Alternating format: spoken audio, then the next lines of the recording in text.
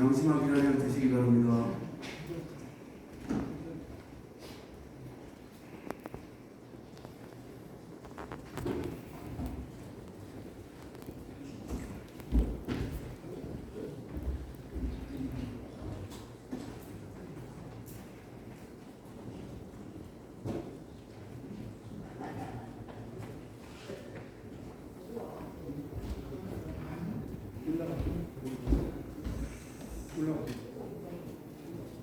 예, 이 실내 이 분위기가 좀 산만하긴 합니다만, 토론을 진행하도록 그렇게 하겠습니다. 여러분들께서 조금 전에 기조발제 내용을 잘 경청하셨습니다. 고맙습니다. 네, 감사합니다. 네, 우리 외교의 방향성과 방법론에 대한 길을 제시해 주셨습니다. 그 발제 내용을 바탕으로 해서 두 분의 전문가께서 진행 토론을 하시겠습니다. 진행 방법에 대해서 간단히 말씀을 드리면, 우선 그 진행 토론자 두 분께서 한 10분 전에서 진행 토론을 한 다음에 우리 폴로아에 계시는 분들께 기회를 잠깐 드리도록 하겠습니다. 미리 말씀드리는데 간단하게 질문을 해주십사라는 부탁을 드리고요. 시간을 아끼기 위해서 제 말씀을 이 정도로 드리고, 오늘 발제하신 김성환 교수님은 앞에서 소개를 드렸고, 우리 그 토론 참여하신 두 분 소개를 드리겠습니다. 먼저 부산 외국어대학교 외교학과의 성기석 교수님 소개드리겠습니다.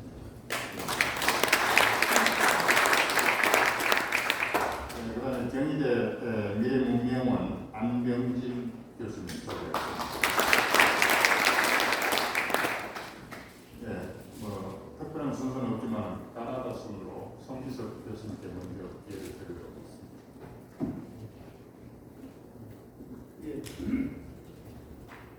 방금 소개받은 외대 외교학과의 송미숙 교수입니다. 정용상 상임 대표님을 비롯해서 윤성규 사무처장님 그리고 관계자 여러분들께 대단히 감사의 말씀을 드립니다.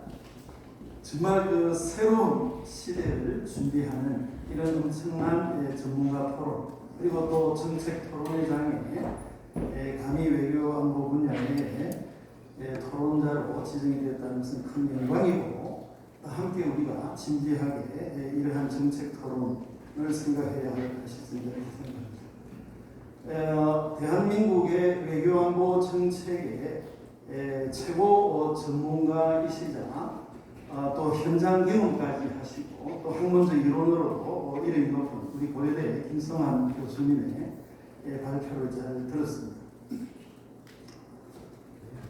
사실 어제 윤석열 전 검찰총장님의 출마 선언이 있었습니다. 출마 선언문이 있었고 그에 따른 아마 기자회견이 있은 것으로 판단이 됩니다. 저는 직접 보지는 못했습니다만 우리 윤 전 검찰총장님의 출마 선언문과 기자회견 내용이 대단히 희망적이다, 감동적이다 이렇게 생각합니다. 잠시 요약하자면, 물론 오늘 김성환 교수님의 발제문이 중심입니다만, 현 문정권은 권력을 사유화하고 내로남불 위선적인 정권이다. 그야말로 청년들의 압박하고 시민들을 힘들게 하고 국민을 약탈하는 정권이다. 분노가 하늘을 찌른 듯하다라고 강한 파이터의 모습을 보여주셨습니다. 두 번째는 정말 어떻게 이룬 우리 대한민국인데 수많은 피와 땀과 노력으로 만들어온 대한민국에 자유민주주의가 무너질 상황이다. 이 자유민주주의를 회복하고 법치와 인권, 이 포럼의 이름인 공정과 상식을 회복하는 그런 시점에, 그런 사명감에 나서지 않을 수 없다라는 말씀을 하신 것 같습니다. 그리고 여러분, 내년 3월 대선에서 패배해서 다시 이러한 정권과 이러한 정책, 제가 볼 때는 98% 이상 모든 정책이 실패하는 것 같습니다. 외교 안보는 뭐 이거 잘못하면 나라가 망조가 되잖아요. 정권 교체를 못해야 하면은 대한민국은 현 위정자들은 내로남불, 부패 완판이다. 그리고 우리 대한민국 국민 모두는 역사 앞에 죄를 지을 것이다 라는 것으로 이해를 했습니다. 여러분은 어땠습니까? 저는 매우 감동을 먹었습니다. 그리고 윤석열 후보께서 앞으로 후보를 지향하시려고 봅니다만은 자유가, 사실은 그렇습니다. 자유가, 개인이 자유가 없으면 돈이 아무리 많은들 뭐 할 것이며, 무슨 의미가, 인생에 무슨 의미가 있겠습니까? 개인의 자유와 창의가 나라의 번영, 인간의 행복의 기초가 된다는 것은 누구나 아는 사실이고, 그것이 자유민주주의, 자본주의의 기초가 됐다는 것을 알아야 할 것인데, 개인의 자유와 나의 자유와 창의가 중요하면은 공동체 시민의 자유와 창의도 중요하다. 이게 굉장히 중요한 얘기입니다. 저는 오랫동안 지금은 돌아가셔서 이루 말할 수 없습니다만은 박세일 한반도 선진화재단 이사장님과 정책을 함께 논의하고 토론을 한 바 있습니다. 제가 2006년 한선재단의 창립 관리인이고 또 2002년도부터 서울대 국제대학원에서 책임 연구원으로 박세일 선생님과 같이 있었기 때문에 잘 알고 있습니다. 그래서 이 공동체 자유주의, 선진 통일 전략, 정말 이 박세일이가 다 이루지 못한 큰 뜻, 성공 후사, 천하위공의 그 뜻을 우리 윤석열 전 검찰총장님께 위탁하는 게 아닌가 하는 이런 생각이 들 정도로 그렇습니다. 그리고 세부적으로는 국가 정체성을 보여주고 예측 가능한 외교를 해야 된다. 그다음에 청년들이 마음껏 뛰노는 역동국가, 정말 자유민주주의를 존중하는 국제사회와 가치동맹을 맺어야 된다. 그리고 저의 전공 분야인 일본 정치외교, 동아시아 국제관계에서 이념 편향의 죽창가를 불러서 안 된다. 유연하고 실리적인 한일 외교, 그리고 우리의 자존과 자긍심을 살리는 중국 외교, 이런 것을 추진해야 한다고, 아마 톤은 좀 낮았지만 그 내용은 그러하다, 이렇게 얘기를 하는 것 같습니다. 자, 본론인 오늘 이 김성환 교수님의 이 발제문은 여러분이 익히 들었습니다만 또 저는 발제문 자체를 읽어보고 검토를 했습니다. 정말 윤 총장님과 초등학교 동창이라고 이렇게 기사화되고 있습니다만, 차기 대한민국을 건설하는 외교 정책의 근간을 토대를 좀 닦고 계시는구나, 이런 어떤 인상을 솔직히 받았습니다. 크게 보면 문재인 정부의 외교안보 정책을 전면 전환하겠다, 수준을 넘어서 전환하겠다라고 하는 것이 역시 드러납니다. 그게 뭐냐? 종북 친중 노선은 안 된다라고 하는 거죠. 그 다음에 자유민주주의와 우리 시장경제, 자유무역, 포괄안보, 이러한 것을 위한 동맹외교를 전개하고 나아가서는 우리도 그런 후발 선진국입니다만 그러한 선진국으로서의 자긍심과 책임감을 느껴야 된다, 이런 얘기였습니다. 두 번째는 동아시아 국제 질서 또는 세계 정세를 적확하게 분석하고 있습니다. 예를 들자면 미중 군사 기술 가치 경쟁이 좀 우리 대한민국이 사실은 쉽게 가담하기 어려울 정도의 경쟁이 치열하기 때문에 외교적 선택이 쉽지는 않다. 그렇게 말씀입니다만은 중국 시진핑의 1대1로 그 다음에 쿼드의 인도 태평양 전략 현 문정부는 시기를 놓쳤습니다. 김 교수님께도 말씀하셨습니다만은 미국은 당연히 한미동맹을 강화하고 한미동맹이 뭡니까? 어려울 때 미국이 도와주고 구해주고 함께 싸우겠다는 거 아니겠습니까? 한국전쟁 때 미국이 3만 7천 명의 목숨을 잃고 또 몇만 명의 실종자를 내고 포로로 잡히고 또 11만 명의 이상의 부상자를 낸 그러한 혈맹의 국가입니다. 우리가 일본하고 동맹을 맺겠습니까? 우리가 중국하고 피해 동맹을 맺을 수 있습니까? 우리가 러시아하고 맺겠습니까? 그래도 미국입니다. 우선 제일 강하잖아요. 자유민주주의, 독립, 정의, 행복, 인간, 상식 이러한 모든 것을 맺을 수 있는 가장 강력한 나라, 그리고 좀 멀리 떨어져서 우리의 영토를 위협하지 않는 나라, 오늘날의 대한민국을 만드는 국제 외진 통상무역을 받쳐주는 나라, 그게 미국이기 때문에 앞으로 2050년까지는 중국이 아무리 노력해도 따라잡을 수 없거니와 중국의 시스템으로는 쉽지 않다 이렇게 생각을 합니다. 자, 제가 또 약간은 톤이 높습니다만 세 번째는 이 한국 외교 과제를 잘 말씀하셨습니다. 이게 뭐 96% 이상은 다 선생님과 교수님과 뜻을 같이 합니다.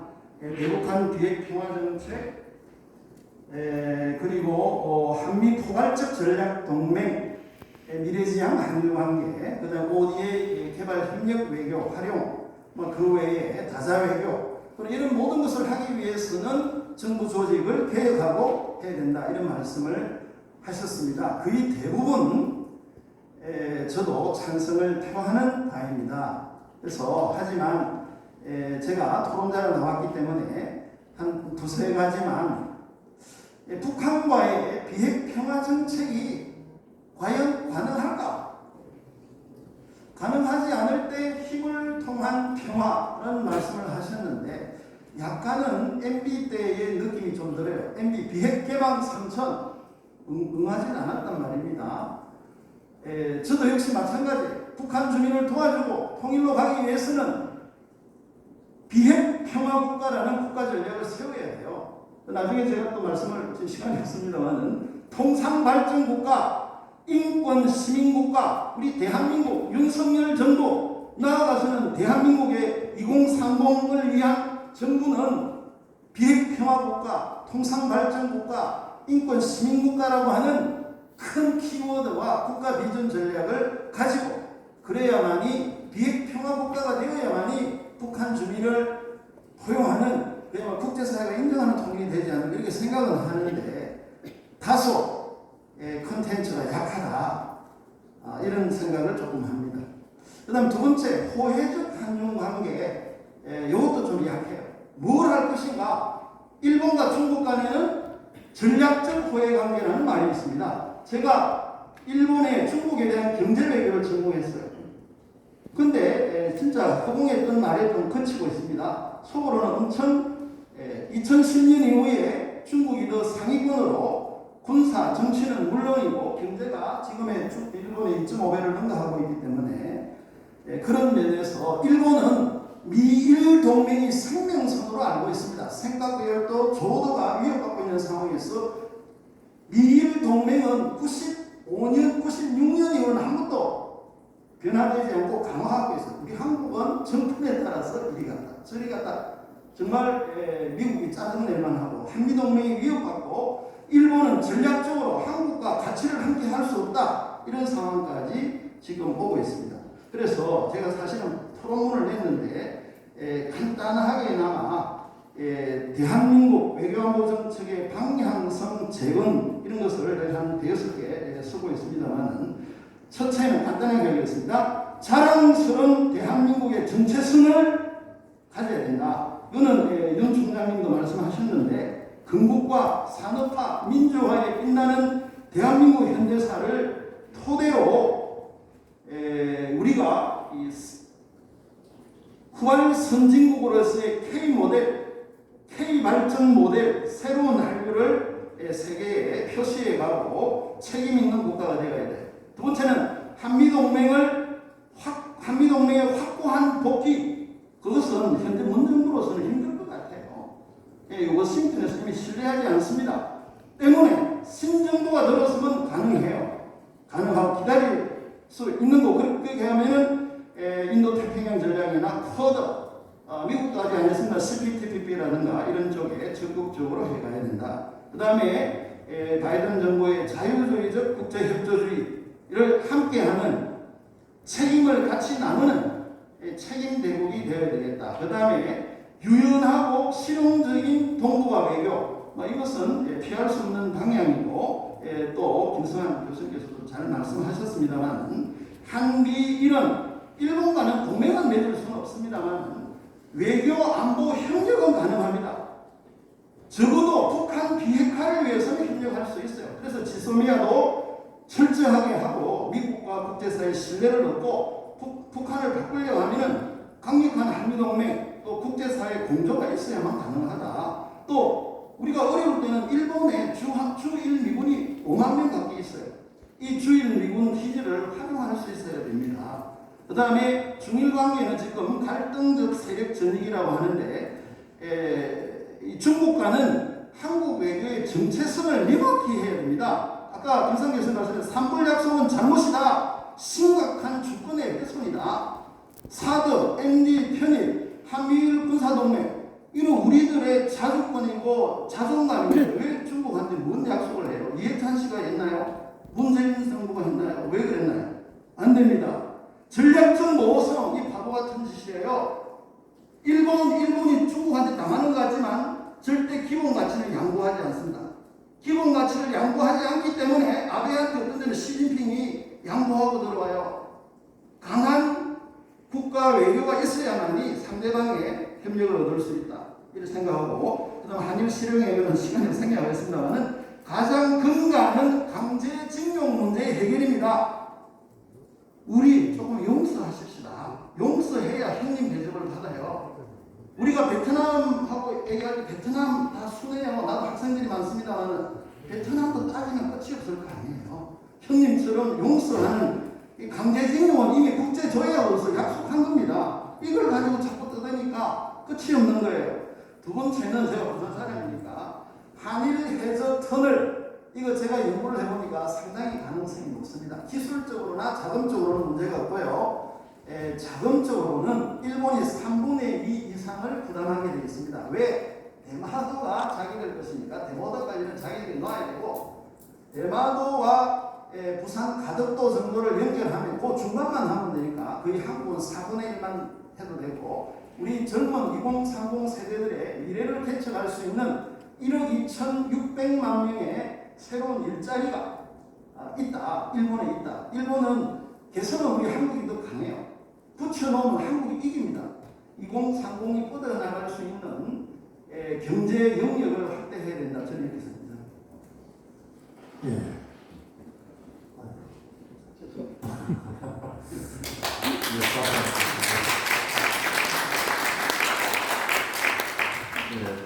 시간이 많이 지나기 때문에 제가 정리하면서 생략하도록 하고요. 참고로 김상 교수님께서는 개인 자격으로 나오시고 그 의견은 개인 의견이라는 것을 자장 입장에서 여러분들에게 참고로 말씀드리겠습니다. 우리 안병진 교수님께 토론을 부탁드리겠습니다. 예, 소개받은 안병진입니다. 오늘 저를 이 귀한 자리, 그러니까 애국적인 마음으로 가득 차신 분들이 있는 자리에 영광스럽게 이렇게 자리를 함께해서 저로서는 더할 나위 없이 참 영광이기도 하고, 그래서 대표님 그리고 운영위원들, 우리 조 회장님을 비롯한 운영위원님께 감사의 마음을 드립니다. 그리고 우리 김성환 교수님, 우리 정치학계에서는 최고의 권위자셔서 제가 옆에 앉아 있어도 되나 하는 생각이 드네요. 저는 전공이 미국 대통령제입니다. 그래서 주로 미국의 자유주의가 어떻게 작동하는지, 또 어떻게 한계를 가지는지 이런 부분이 제가 줄곧 지켜온 전공인데요. 오늘 이 자리에는 아마 제가 이제 진보주의자에서 아무래도 다양한 의견들이 필요하다고 생각해서 아마 주최 측에서 저를 요청하셨던 것 같아요. 근데 약간 뭐랄까 약간 비유적으로 표현하면 저는 더 이상 진보주의자가 아닙니다. 오해하실 것 같아서 정확히 표현하면 이제 저는 87년 이후로 기존 진보, 기존 보수의 30년은 끝났습니다.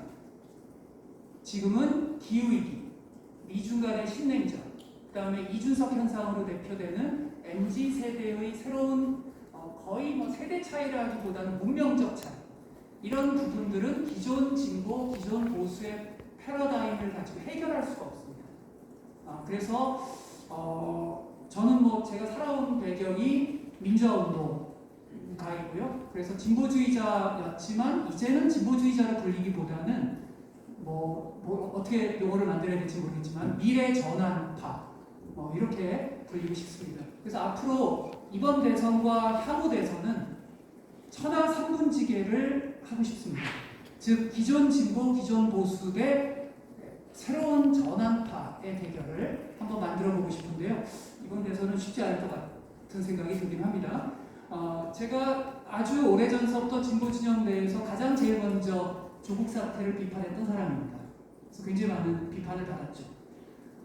왜냐하면 제가 생각하는 진보는 김대중, 노무현, 김근태, 백기환, 노회찬, 저희 진보의 주류는 대단히 도덕적이고 인간적 사회를 추구해왔습니다.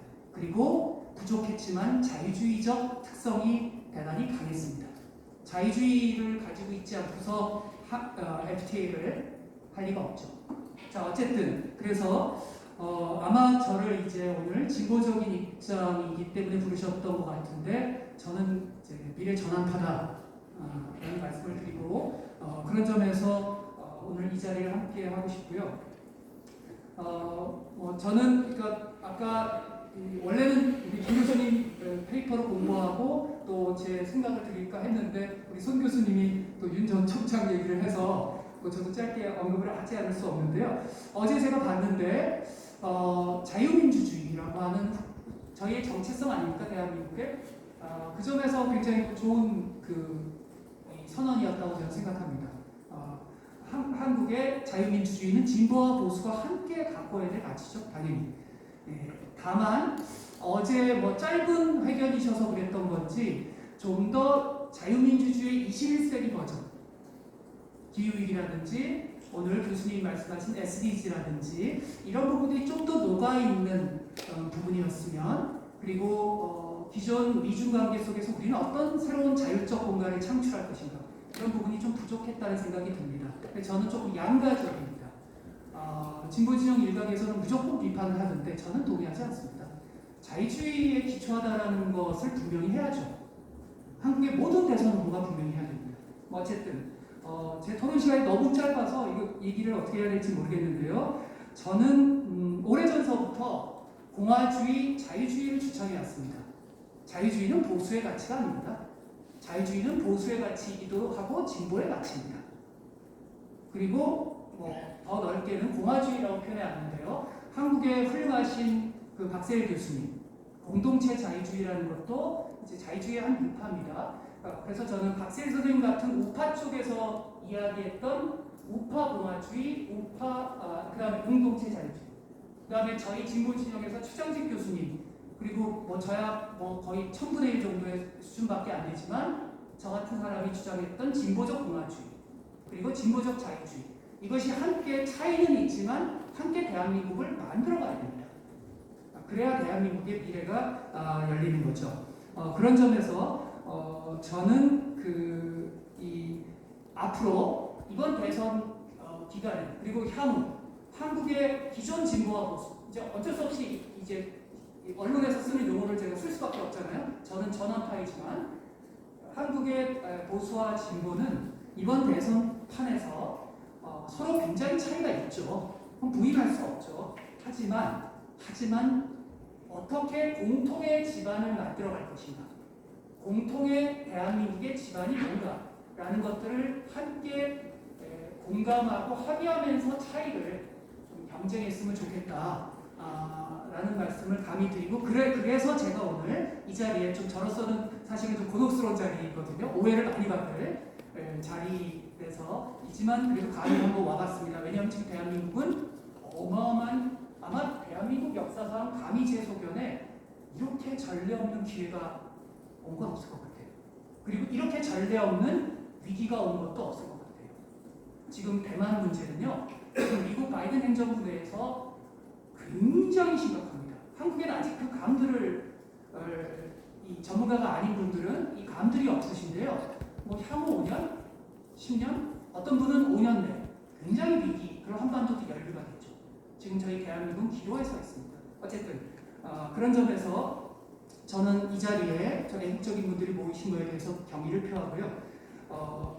넥스트 외교안보는 다행히도 공통의 가치를 우리가 만들어갈 수 있습니다. 이번 이 문재인 대통령의 한미 정상회담에 대해서 저는 굉장히 높이 평가합니다. 기존의 초기에는 저는 굉장히 비판적인 이 칼럼이나 이런 걸 많이 썼었는데요. 뭐 주창 이런 건 얘기하고 싶지도 않습니다. 그런 천박한 그런 기조와 달리 이번 한미 정상회담은 미중 간의 국제적 대결 속에서 우리는 그 제약 속에서 움직인다라는 걸 숙명입니다. 우리가 하고 싶은 대로 할 수 있는 나라가 아닙니다. 국제 질서의 냉엄한 질서 속에서 플레이어로서의 위치를 분명히 하셨습니다. 저는 굉장히 높이 평가합니다. 물론 그 의도가 어떤지에 대해서는 논쟁의 여지가 있겠지만 결과적으로 이번 한미 정상회담에 대해서 저는 B+ 정도는 드려야 되지 않을까. 그 말은 뭘 의미하냐면요. 대선 후보들이 외교안보 논쟁을 하더라도요. 일단 대통령이 되시면요. 사실 한국 사회 대통령이 할 수 있는 여지는 그들이 후보 시절에 생각했던 것보다 작습니다. 훨씬 더 합의할 수 있는 여지가 많습니다. 이명박 대통령님 시절에 기후위기에 대해서 상당히 문제의식을 가졌죠. 그 당시 주도적으로 참여하셨던 김상혁 선생님이랑 저는 굉장히 서로 대화를 잘 됩니다. 왜 진보와 보수가 대화를 못합니까? 그거를 앞으로 만들어가야 됩니다. 어쨌든 그래서 향후 넥스트 가치는 공통점이 있습니다. 실사구시가 없는 진보와 보수는 그건 진보가 아니죠. 보수가 아니죠. 그리고 한반도의 과잉 중심지를 벗어나야 됩니다. 한국의 진보와 보수는.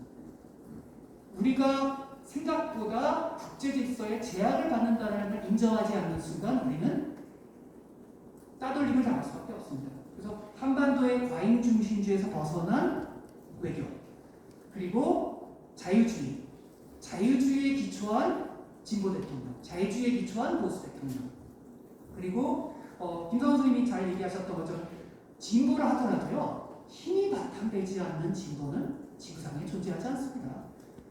힘이 있어야 이상주의적 목소리를 낼 수가 있죠. 그런 점에서 이번 한미 정상회담의 그 내용들을 보시면 저는 비교적 문재인 정부 후반에 들어서 좋은 진화를 하고 있다는 생각은 합니다. 물론 뭐 마음에 안 드는 지점도 있죠. 그리고 21세기 아젠다에 대한 관심을 가지는 대통령, 기후, 그 다음에 SDG 잘 얘기하셨잖아요. 그 다음에 저는 너무 반가웠던 게 교수님이 식량 위기나 이런 부분까지도 다 짧은 페이퍼 속에서 녹여서 얘기를 하셨어요.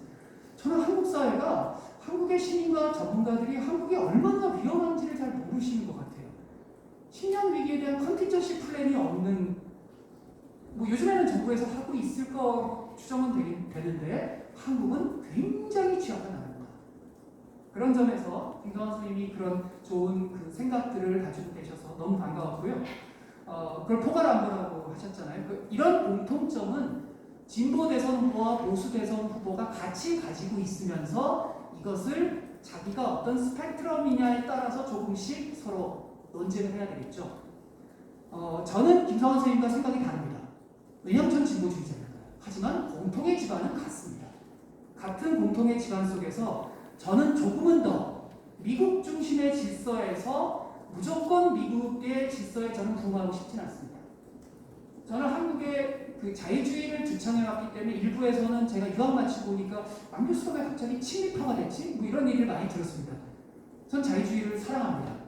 그러나 지금까지 그리고 이 미국의 자유주의는 중국이 하고 있는 권위주의보다 훨씬 더 좋은 겁니다. 중국의 지금 권위주의는요 굉장히 위험하고요. 디지털 레닌주의라고 저는 표현하는데요. 그것보다 자유주의는 선입니다. 상대적으로.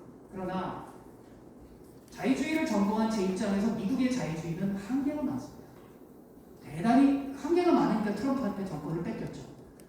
그래서 미국의 자유주의가 가지는 한계를 우리 대한민국의 향후 대통령들은 협력하면서도 지적하고, 대한민국은 지금 세계적인 국가입니다. 지적하면서 미국의 자유주의의 한계를 보완하는 주도적 역할을 해야 됩니다. 그 점에서 진보적 대통령들은 조금 더 목소리를 낼 수 있겠죠. 뭐 어쨌든 그리고 기후위기에 대해서도 조금은 더 긴급한 대응들을 주문하고 싶습니다. 아무래도 진보 쪽 대통령들은 조금 더 긴급한 대응을 하겠죠.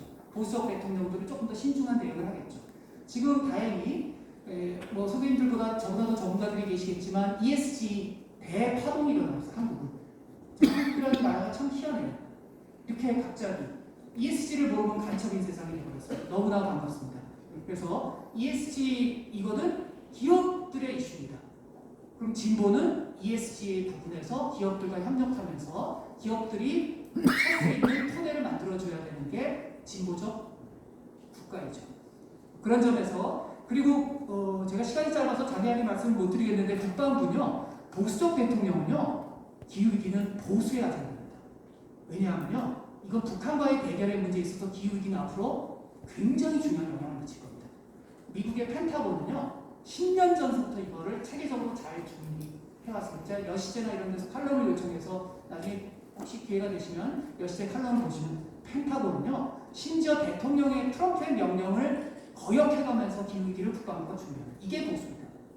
이게 진짜 보수예요. 그래서 향후 윤석열 전 총장님을 비롯한 보수 대선 후보가 기후위기를 진보 후보보다 더 잘 준비하셨으면 좋겠습니다. 더 잘 국방부를 개편하셨으면 좋겠어요. 뭐 그런 부분들 그래서 그렇고요.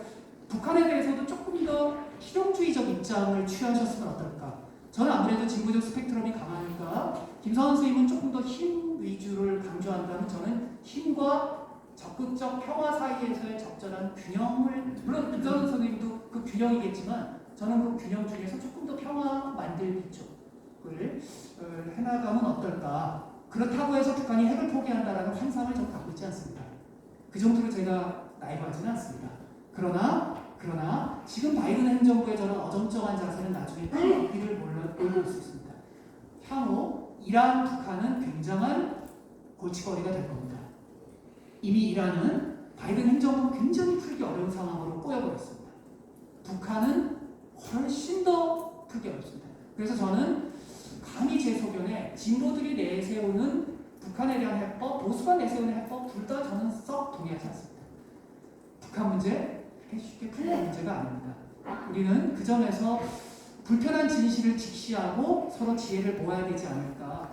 뭐 예를 들자면 대북 전단. 글쎄요, 저는 북한에 대해서 누구보다도 일찍부터 인권 문제를 얘기해왔던 사람이에요. 그러나 풍선을 날리는 게 그게 북한의 이 MZ세대를 중심으로 한 한류를 확산하는 데 도움이 될까요? 이제는 보수와 진보가 서로 솔직하게 실용주의적 접근을 같이 해나갔으면 좋겠다. 그런 얘기를 뭐 드리고 싶고요. 뭐 굉장히 그 다음에 워낙 시간을 제가 많이 써서 이게 좀 너무 위험한 주장인데요. 보수 진보 후보 중에서 어느 분이 통일 목표 말고요. 평화공존으로 전면 전환을 하는 도발적 태제를 좀 제시해 주셨으면. 이게 MZ세대의 열망입니다. MZ세대가 다 옳진 않죠. 하지만 MZ세대가 실용적인 세대입니다. 그래서 통일을 가장 싫어하는 사람이 누굴까요? 김정은입니다. 통일당입니다. 그래서 우리가 그냥 평화 공존 속에서 북한을 나중에 변화시켜 나가는 게 오히려 역으로 더 통일을 앞당기는 거 아닐까 그런 얘기를 드리고 싶고요. 그리고 어제 윤석열 전 총장님께서 국내와 국제 외교 안보 노선은 이제는 하나다라고 얘기를 하셨는데 공감합니다. 지금 한국에 그런 인식이 확산되어야 됩니다. 그랬을 때 차별금지법, 다원주의, 리버럴 바이든이 하고 있는 것처럼 한국의 대통령도요 보수 진보 대통령들이 한국의 국내 자유주의를 확산시키셔야 됩니다. 그래야 세계적 존경을 받습니다. 미국의 냉전 시절에 왜 민법법을 통과시켰느냐? 단지 규범적으로 좋아서야 천만의 말씀. 소비에트와 대결하는 거였습니다. 우리가 중국, 북한을 상대로 우리의 도덕적 권위를 가지려면 국내의 자유주의를 전면적으로 확산해야 합니다. 다원주의. 뭐 그런 얘기를 드리고 싶고요. 그래서 결론적으로 뭐 제가 김성환 선생님이 제기하신 것들에 대해서 뭐 제가 감히 토론할 내용은 아니고요. 이런 어떤 조금 더 중도적, 진보적 문제의식이 수렴된 대브랜드 그 외교안보 전략을 구체화시키셨으면 좋겠다. 그래서 조금은 기존 미국 중심의 질서로부터 조금은 더 자율적 공간의 노선들을 만드시면 어떠실까라는 얘기를 감히 드려보고요. 누가 집권하는지 간에 향후 2년 대연정이 논의될 겁니다. 대연이 논의될 겁니다.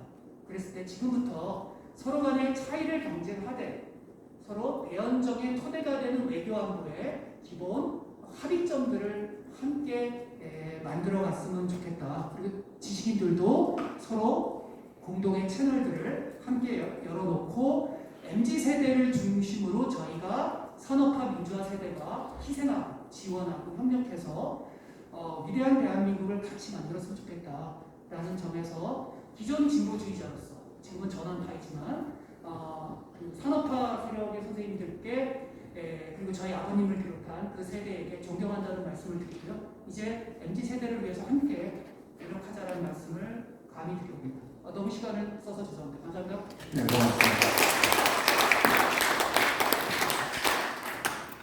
네, 우리 안 교수님 미래 전환파 제목은 처음 들었습니다.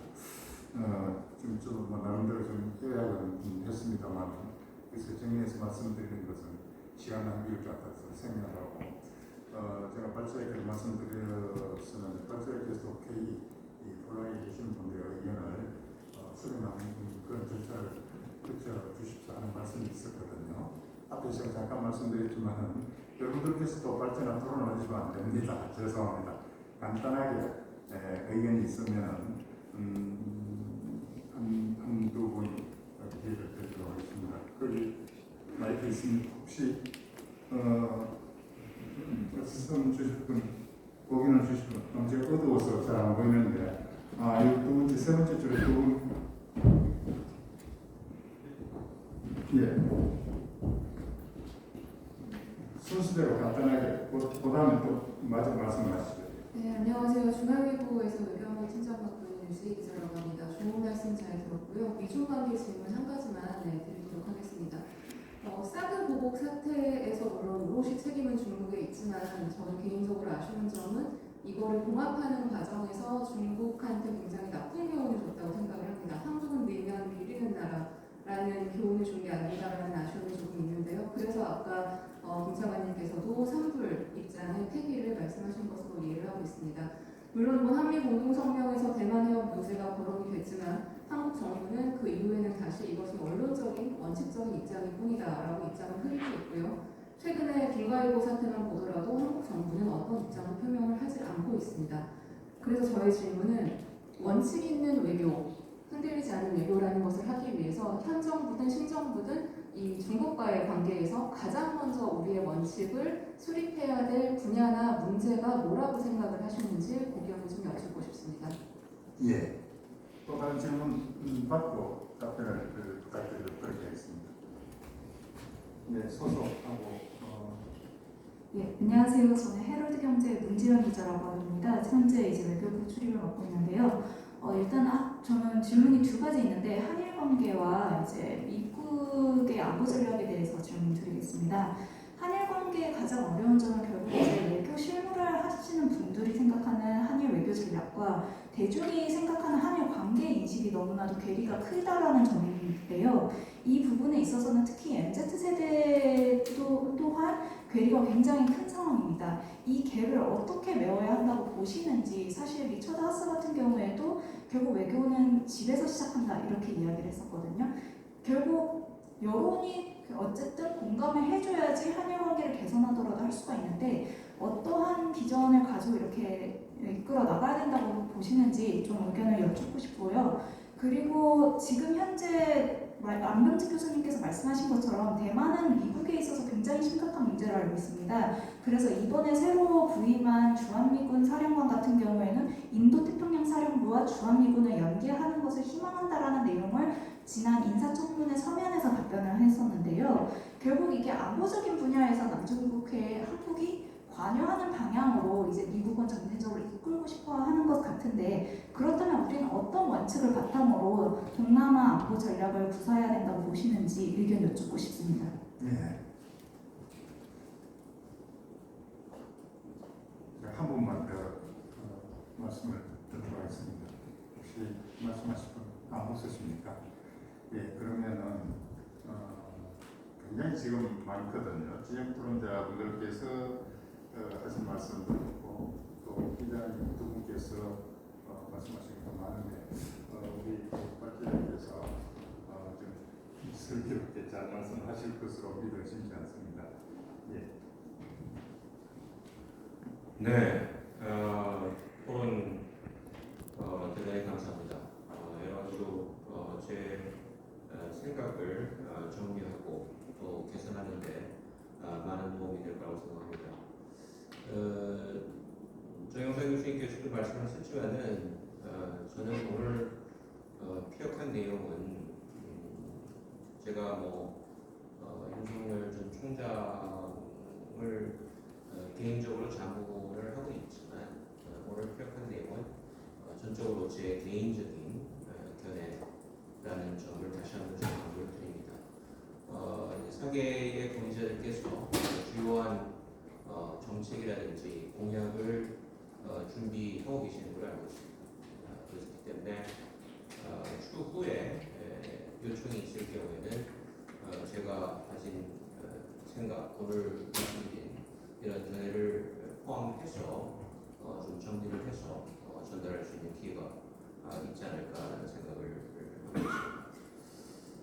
손기석 교수님은 저랑 대부분의 생각을 같이 하고 있기 때문에 크게 이견을 말씀해 주시지 않았습니다. 단지 이제 대북 정책과 그 중국과의 관계에 있어서 구체적인 콘텐츠를 좀 더 보완해 주기를 기대한다는 말씀을 해주셨는데 저희 입장에서는 이제 그 점에 역시 같은 생각이고요. 하지만은 역시 그 대북 정책이라는 것이 핵 문제가 압도적으로 우리 남북 관계의 현재와 미래를 좌우할 수밖에 없는 변수이기 때문에 그 문제에 집중을 해서 말씀을 드릴 수밖에 없다는 시간적, 내용적 관계가 있고요. 그렇지만은 그 핵 문제의 서방이 비실 때 여러 가지 다양한 프로젝트들이 폭발적으로 시행될 수 있지 않을까라는 생각이 듭니다. 하지만 핵 문제의 해결이 오랫동안 되지 않는다고 하여서 핵 문제의 해결을 포기한다든지 그 끈질김을 스스로 내려놓는 그런 전략적 패착은 저는 없었으면 좋겠다. 그런 점을 좀 강조를 드립니다. 북한은 바로 그 점을 기대하고 지금까지 버텨오고 고난의 행보를 국민들에게, 주민들에게 강요하고 그런 상황이고 거기서 자신들이 받는 제재의 책임을 미국과 국제사회에 돌리는 체제를 유지하고 있는데 이 문제를 절대로 포기 가능한 협상 가능한 그 이슈, 협상 가능한 이슈라는 얘기는 협상해보고서 협상이 안 될 것 같으면은 포기할 수 있는 그런 정도의 이슈로 시도되는 것을 저는 개인적으로 가장 우려하고 있습니다. 그렇기 때문에 그 점을 다시 한번 좀 강조를 드리고요. 그 안병민 교수님 먼저 이 진보 진영으로부터 미래 전환 진영으로의 진입을 축하드리고요. 거기에 대해서는 제가 이제 추후에 어떻게 기존의 진보 보수와 다른 그 이슈와 또 비전을 가지고 계신지 여쭤볼 수 있는 기회를 갖도록 하겠습니다. 역시 가장 제 뇌리에 남는 발언은 이 자유주의는 어느 특정 정파의 이름이 아니다. 진보와 보수를 관통하는 모두의 가치라는 점. 그 점에서 이렇게 윤 정총장께서 말씀하신 것도 그런 측면에서 어떻게 보면은 연대의 외연을 확대해 나갈 수 있는 그런 어떤 토양을 깔았다 이렇게 볼 수 있을 것 같습니다. 지난 5월 21일 한미 정상회담을 높이 평가하신다고 했는데요. 이 포괄적 전략 동맹이라는 용어는 MB 정부 때 만들어졌고 박근혜 정부 때 간헐적으로 쓰이다가 역설적으로 또 문재인 정부에서는 박근혜 정부 때보다는 더 자주 쓰였습니다. 역설적이라고 볼 수도 있죠.